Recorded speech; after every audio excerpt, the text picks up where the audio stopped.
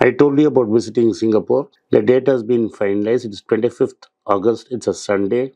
Those desirous of meeting me in Singapore can drop a message to the WhatsApp number given below or contact my team by an email. My team would reach out to you and we will assure you of our best services. For English and Hindi, there will be a separate meeting. See you in Singapore. Hey guys, welcome back to Be Rich. Before we get into the video, I wanted to bring to your notice that my uncles Vinod Srinivasan, Anand Srinivasan and I have rolled out our Substack, which is basically a blog/newsletter where we're going to post our original research onto it, and we've analyzed macroeconomic trends. And a lot of you know my uncle Anand Srinivasan and I regularly write for the Hindu, and these articles are also going to be made available for you in the Substack. The link is moatinvesting.substack.com. You'll find it in the description and in the video right now. We hope you go check it out. We've put a lot of time and effort into it. And please give us comments and feedback on what you read. Thank you. Hey guys, welcome back to Be Rich. Today we're going to be talking about the tech meltdown in the US as well as in Asia and Europe, because Indian stocks have been affected as well. Nifty isn't performing so well. But that's a different kettle of fish given that our budget has been released and there's a general consensus of criticism around the budget. But that's a topic for a different day. As of now, we're going to be covering the tech sell-off and looking at what's happening, what are some of the numbers, and trying to put things into scale. Correct. And we should be wondering if we should worry about this, or as they say, is this blood in the streets? So by the end of this video, hopefully you'll get some clarity and kind of gives you some kind of guidance into what you should be thinking about when it comes to tech stocks, especially the ones related to the US. Of course, the darling boy, Nvidia. Yeah. So before we get into what exactly has happened yesterday and over the past few days, I want to first recap what we observed with tech stocks before this news broke out and what ideas were floating around in the market first. So we made many videos on this. We talked about how market expectations had run ahead of what reality was, or at least it seemed that way, because AI was seen as like this new thing which is going to bring about innovation and really pump up growth rates in most companies. But in the recent past, I would say at least since 2007, 2008, market has always been running ahead. Yeah. Because of the simple amount of liquidity in the market. Everyone seems to be competing for somewhere to invest. And there's no point in the market where it's allowed to settle. There's constantly like a one-upmanship going in the market. That's why it's pushed every single thing. And constant refrain which you hear in the media, which you also know about, is that future earning growth prospect is so high. So based on that, this current price is justified because of tomorrow's earning capacity. And I think this is the problem with AI also. Yeah. And the ideas, the mathematics behind it is sound. I mean, if you take a piece of paper and you put down the numbers, it will work. You will get a number, and that number will tell you that Nvidia is supposedly undervalued. But and a very important caveat is that we're not disputing that the math is wrong. We're not saying that 1 + 1 doesn't equal 2. What we're saying is that how are you coming to this assumption of 1 + 1? How are you taking these numbers? Where do you have these ones which you're adding? Yeah, and how strongly can you predict what they're going to be earning? Because, case in point, Alphabet had posted wonderful revenue growth, about 12 or 15%, and Alphabet still slid down by 3%, the stock price. Correct. So what is the market expecting? I mean, what numbers are these people taking to really come to a valuation for the stock price? Because I don't know, but but that's why he famously said, no, Mr. Market is neurotic. Yes. He doesn't behave in a way which is rational or sensible. Yeah. He seems to be more exuberant, or he seems to be manic depressive. From one extreme to the other, he seems to be swinging. And he doesn't seem to be finding any stable ground in the middle. Right. Of course, when we talk in numbers and mathematics, it is rational. Numbers are rational. And it makes sense. But unfortunately, like you said, people don't seem to be investing in that light. And what people want all the time is, from what I can see in social media being reached out, and also in other social media platforms, is to other so-called fin influencers are being chased on as, where do I invest? Where do I invest? Where do I invest? Nobody wants to do any homework. Nobody wants to look at numbers. No one wants to do any analysis or even think. Even this video, they just want us to tell them immediately, Sashwath, Tell me what to do. Make it a 30-second blurb. If you want just to make you happy, I'll watch that blurb 300 times to support you. But just in 30 seconds, tell me where I need to take my money and what I need to put it, and then forget it. Right. Unfortunately, case in point, it's proven that you can't do this.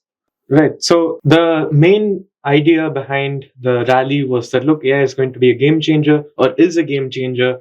It is going to create a huge change in how employment is done, how people are fired, whether certain jobs are going to be reduced to simple AI prompts, which doesn't require much of human intervention and thereby less human cost. All this was talked about, and they forced Apple into bringing AI into their mix, even though they were planning to bring it much later, or would have brought it much later if not for the big AI boom which happened. They might have not bought it at all. Yeah, they might have not brought it at all. Maybe they would have left it alone for another 2-3 years until they had a firm footing. Regardless, today Google, or rather Alphabet, has posted a wonderful return, or rather wonderful earnings performance, and the market still pounced on them and sold off their stocks in droves. It went down by a few percentage points. And that is remarkable to me because going up in revenue by 12-13% is generally seen to be very positive news. And the explanation being put forth by these self-acclaimed pundits is that, look, the capital expenditure in AI is too concerning now, which is mind-blowing because I thought that AI was the main reason why people were pushing money into these companies. And today, investors are saying they're concerned by the amount of capital expenditure weightage which is being given to AI in the company. So that's one point. But before we get into that, let's look at the wider scenario of what's occurring in the US finally. So Wall Street had a huge sell-off. The Nasdaq, which is renowned for their tech stocks, went down by 4.3% over the past week or so. And you had the darling of the Magnificent Seven, NVIDIA, which produces chips. And NVIDIA had declined by over 9% in the past month. And these are huge numbers. I mean, NVIDIA is a company which had posted brilliant returns over the past year.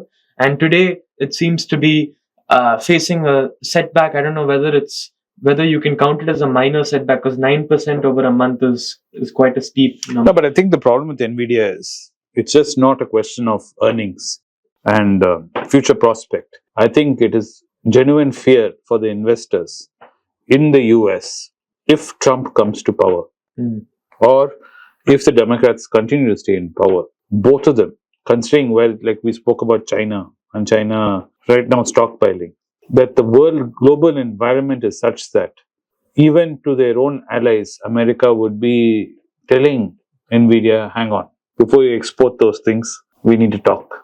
Yeah. And this is what the problem is. And whenever government gets involved in any market movement, any business movement, or any capitalist movement, government gets involved, it turns into a mess.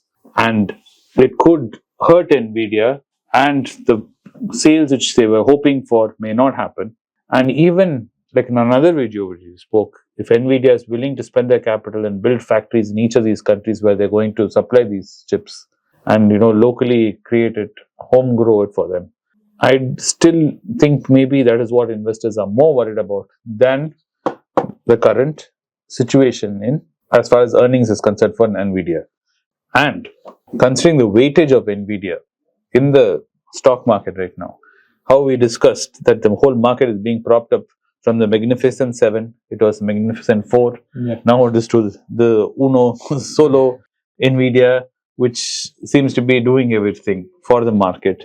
It seems to be the barometer for the market itself. Now it's just the NVIDIA stock. That itself is just the index now. Yeah, because the weightage has gone up to about 7.5% of the S&P 500. Correct. And it's not allowed to mature. This has happened so rapidly and so fast because all the other companies have grown into their stature. They've grown into their position. Market has had time to digest and react to all the things the company is doing. This reminds me of Amazon, what happened with Amazon during the dot-com bubble, because they clearly had a business model that worked, but they were thrown into the limelight too soon and they had a huge bust. Correct. But Amazon did prove itself large in part to Jeff Bezos more than anything else, because he really took it upon himself and he steered that company through what it is today. And Nvidia, I'm sure, will do this. But the problem lies, basically, they've grown so fast in such a short amount of time. Investors had exuberance first. Now suddenly they're saying, oh my God, hang on. Maybe we went too far. Yeah, it's like going on your first date. It's going so well and you feel like proposing to the girl. And suddenly you've seen it in all these rom-coms. Then the guy suddenly realizes, oh my God, 1 second, how do I back this truck up? Yeah. I think investors are seeming to do that. And that seems to be the follow-on onslaught which you're seeing in NASDAQ, is that, like you said, Google has given good numbers. Things are not so bad. It's not doom and gloom in the US. US economy is very strong. The dollar is very strong, right? And it's very resilient. And globally speaking, things are pretty good as far as these companies are concerned. And their earning models are very good. So it seems to be they're just worried. I feel the global headwinds may not be favoring these companies because global companies are not looked upon favorably right now. So there's another angle to this, an interesting angle. People like Warren Buffett have been borrowing yen in cheap and been taking that money and buying abroad because the yen has been depreciating for quite a while. So you could borrow for cheap over there and then pay it back with dollars when your dollar is worth more.